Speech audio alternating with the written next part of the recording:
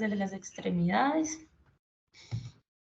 Como introducción, entonces tenemos que es un grupo amplio de anomalías congénitas que se van a caracterizar sea por hipoplasia o por aplasia de uno o de más huesos de las extremidades.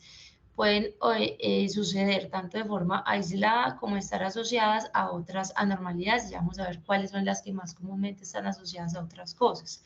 Tienen muchas causas y a menudo suceden con un componente de diversos síndromes congénitos.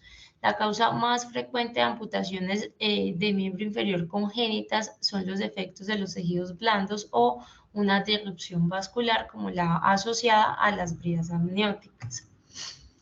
Son defectos congénitos que son comunes, 1 de cada 2.000 recién nacidos puede tener un defecto congénito de este tipo.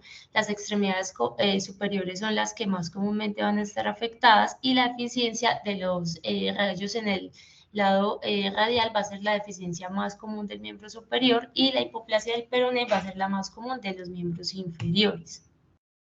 Alrededor de 2/3 de los casos se van a asociar con otros trastornos congénitos como el bien conocido síndrome de Bachtel, que entre sus siglas va a tener la diaplasia radial y anomalías de los miembros en la L.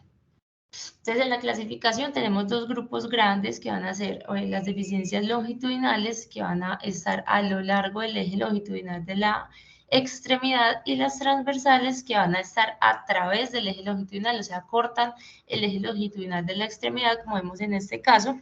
La longitudinal va a lo largo del eje y la transversal lo corta.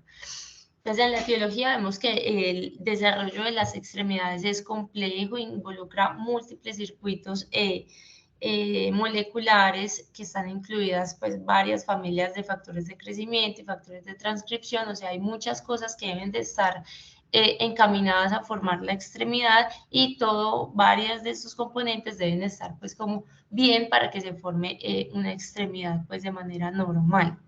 Y a pesar del intenso estudio de estas patologías, pues aún quedan muchos descubrimientos por hacer de la formación de las extremidades. Hay una asociación entonces que es el OMIN, donde hay más de 120 deficiencias ya reportadas, donde se conoce apenas la base molecular del 40% de estos trastornos, incluso para algunos de los trastornos para los cuales ya se conoce un defecto genético como tal, hay evidencia de que hay heterogeneidad de este gen que está descubierto, entonces por lo cual quedan muchas otras cosas por descubrir en la patología o en la etiología de estas deformidades congénitas. Entonces, cuando evaluamos un niño e identificamos una deficiencia congénita, pues obviamente el niño debe someterse a una evaluación exhaustiva que comienza con un examen físico en busca de cualquier otra anormalidad de la formación de sus extremidades, el tórax, la columna, los genitales y el ano principalmente.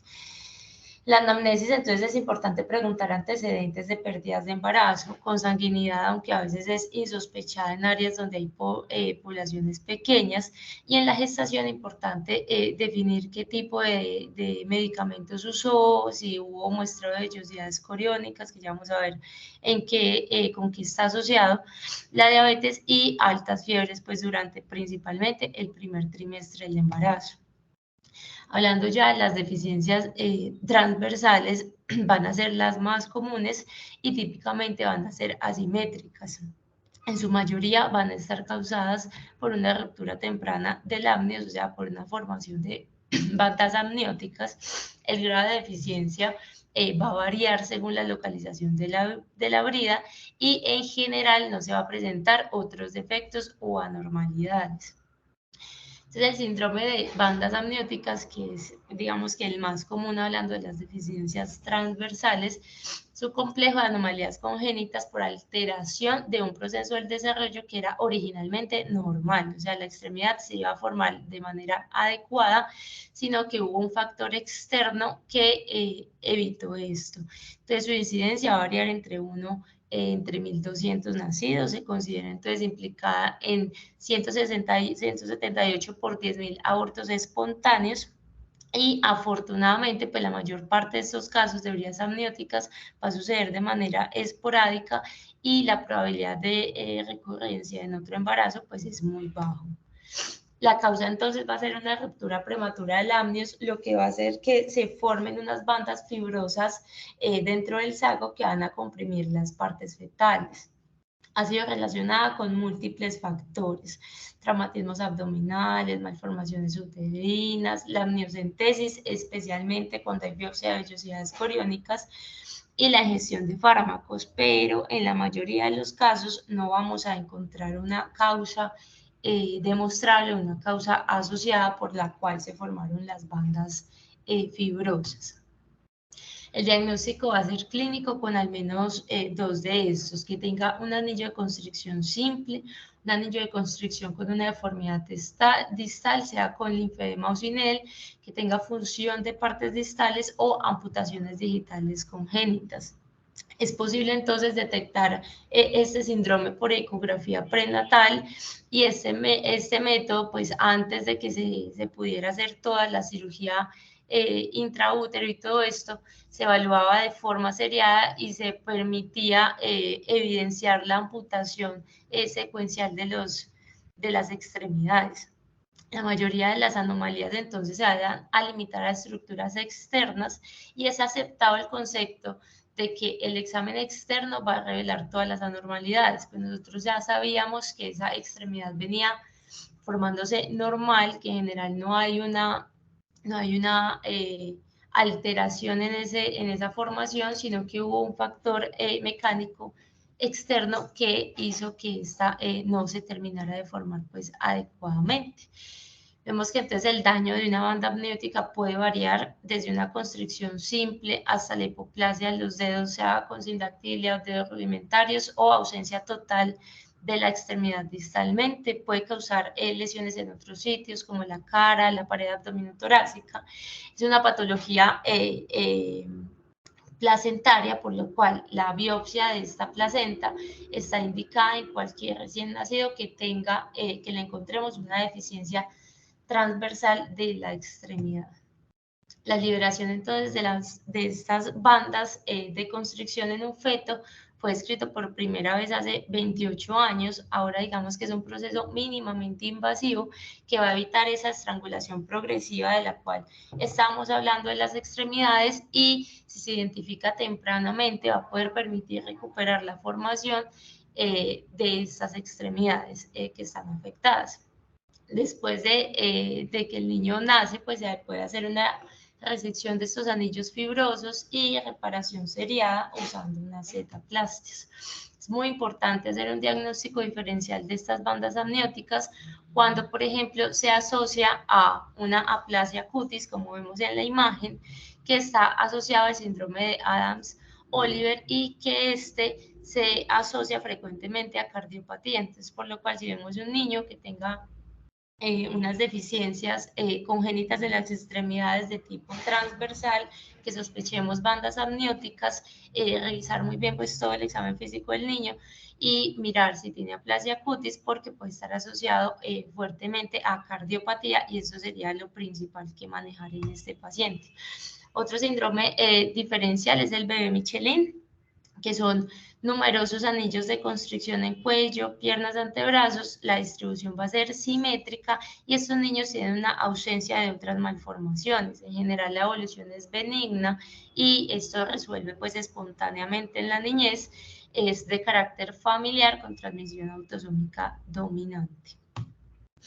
Ya hablando de las deficiencias longitudinales, puede involucrar entonces una extremidad o puede involucrar las dos extremidades, siendo simétricas, pero en general va a tener diferencias significativas en gravedad entre los dos lados. Se van a dividir entonces según el hueso que fue predominantemente afectado y hay un grupo separado para los trastornos centrales, por ejemplo las de mano y pie divididos. Las deficiencias longitudinales entonces pueden ser aisladas, pero lo usual es que formen parte de un síndrome o de una anomalía cromosómica. Entonces, aunque la mayoría de estas deficiencias son esporádicas, algunas son de origen teratológico. Y vemos que el agente teratogénico más marcado o más conocido fue la talidomida. La hipertermia maligna, también como veíamos antes que teníamos que preguntar como en esos antecedentes, se asocia con hipogénesis de las extremidades, principalmente en el primer trimestre del embarazo. El tabaquismo materno va a aumentar la probabilidad de deficiencias preaxiales de la extremidad inferior, y el control deficiente de la diabetes materna también puede causar deficiencias longitudinales y agenesia sacra. Entonces, estos antecedentes van a ser importantes de anotar. Entonces vamos a tener que debemos hacer radiografías de las extremidades afectadas y la contralateral, y se requiere un examen esquelético completo para detectar si hay o no anomalías de la columna. Si hay alguna anomalía neurológica, pues vamos a necesitar una resonancia, y los padres también deben ser examinados buscando anomalías de las extremidades, que aunque pueden ser sutiles, los padres también pueden tener esta y nos puede estar hablando más de un síndrome pues hereditario, ¿cierto? Ya hablando pues como de cada una de las deficiencias longitudinales, hablando de las radiales, suelen asociarse a otras anomalías y con frecuencia tienen una causa genética que es conocida, pues como vemos todos los síndromes aquí a la derecha cursan también con una deficiencia radial. A menudo entonces se asocia con una hipoplasia o aplasia del pulgar, ausencia del escafoides del trapecio y un arqueamiento del cúbito. Varios trastornos con deficiencia radial van a tener anomalías hematológicas, cardíacas y renales, por lo cual siempre es importante en estos pacientes buscar estas asociaciones, puesto que con frecuencia están asociados o hacen parte de un síndrome. Como en este caso vemos la ausencia completa del radio y una incurvación del cúbito. La deficiencia cubital, entonces vemos que es menos común que la deficiencia radial. La hipoplasia cubital a menudo se va a asociar entonces con sinusosis radiocubital proximal, con ausencia de los dedos posaxiales, el cuarto y el quinto, y con deficiencia del peroné. Muchos de estos síndromes de deficiencia cubital también van a tener hipoplasia mamaria o anomalías mullerianas. Entonces, muy importante en las niñas evaluar la formación de la vulva y hacer pues como o remitir para un examen ginecológico más avanzado. Las deficiencias humerales, entonces, rara vez son aisladas. En general son hallazgos que son simultáneos con deficiencia sea del radio o del cúbito, y también se puede ver con la anomalía de Poland, que es la imagen pues de la derecha, que es una deficiencia asociada del pectoral mayor. Hay otros síndromes que también están asociados con deficiencia humeral, donde vemos baja estatura, atresia del canal auditivo, hipoplasia mandibular y otras anomalías esqueléticas. Entonces, cuando veamos una deficiencia humeral, tenemos que buscar otro tipo de anormalidades, porque lo más común es que no sea aislada. La deficiencia tibial, entonces, a menudo se va a asociar con deformidades en equinovaro. También puede haber una aplasia o una hipoplasia del peroné, y a diferencia de la deficiencia radiales, en las que es común pues como que haya hipoplasia o aplasia del pulgar, en la deficiencia tibial lo más común es que se va a asociar a polidactilias de los pies. La deficiencia del peroné, entonces, a menudo se encuentra con una incurvación y acortamiento tibial ipsilateral. Ocurre con frecuencia asociado a una deficiencia cubital y a una pérdida poxiaxial de los dedos en el pie. Entonces, la deficiencia tibial da más que todo polidactilia, y la deficiencia del peroné da más que todo una pérdida de esos dedos posaxiales en el pie. La deficiencia femoral vemos que es una de las deficiencias longitudinales más frecuentes de las extremidades inferiores. Puede ser unilateral o bilateral, y puede o no tener una deficiencia peronea asociada. Entonces, es muy importante ver en estos pacientes, por ejemplo, en esta imagen vemos entonces la deficiencia femoral derecha, y tenemos que buscar entonces las otras asociaciones o si es bilateral. Ya hablando de las deficiencias longitudinales centrales, vemos las manos y los pies divididos, que involucra los metacarpianos o metatarsianos de la parte central, y en general conduce a una apariencia de mano o pie partido como una garra de langosta. La gravedad va a ser diferente pues en cada caso. La forma más grave va a ser donde solamente pues hay un dedo, hay una monodactilia. En muchos casos de estos mano-pie hendidos hay sindactilia e hipoplasia de algunos de los dedos restantes, y puede estar aislado o puede estar asociado al labio o paladar hendido, que van a ser pues como las malformaciones más comúnmente afectadas con estas deficiencias longitudinales centrales. Del tratamiento, entonces, siempre se debe brindar asesoramiento genético a todas las familias, en particular a aquellos con deficiencias longitudinales, por lo que ya hablamos, que en general las transversales todo se iba formando bien, pero hubo un factor externo que produjo esta deficiencia. En cambio, las longitudinales normalmente están asociados a otros síndromes y tienen un componente genético pues más marcado. El tratamiento en general pues va a depender tanto del diagnóstico, de si existen otras malformaciones y qué tan grave sea la malformación, puesto que es muy variable la gravedad y la presentación clínica que tengan. Entonces es importante centros que cuenten con fisiatría, terapia ocupacional y un tratamiento individualizado y de acuerdo pues como a las necesidades y a la etapa del desarrollo del niño. Entonces, como conclusiones, tenemos que las deficiencias congénitas de las extremidades son defectos de nacimiento que son comunes, que algunos de ellos pueden estar asociados a otras anomalías o suceder pues de forma aislada, y que es importante reconocer cuál es cuál para uno poder brindar un buen asesoramiento a la familia. La presencia entonces de una deficiencia de una extremidad debe impulsar un examen completo en busca de otras anomalías, sea esqueléticas o no esqueléticas, como en el caso de las radiales, siempre buscar malformaciones cardíacas, renales o hematológicas, que va a ser pues como lo más importante en los niños.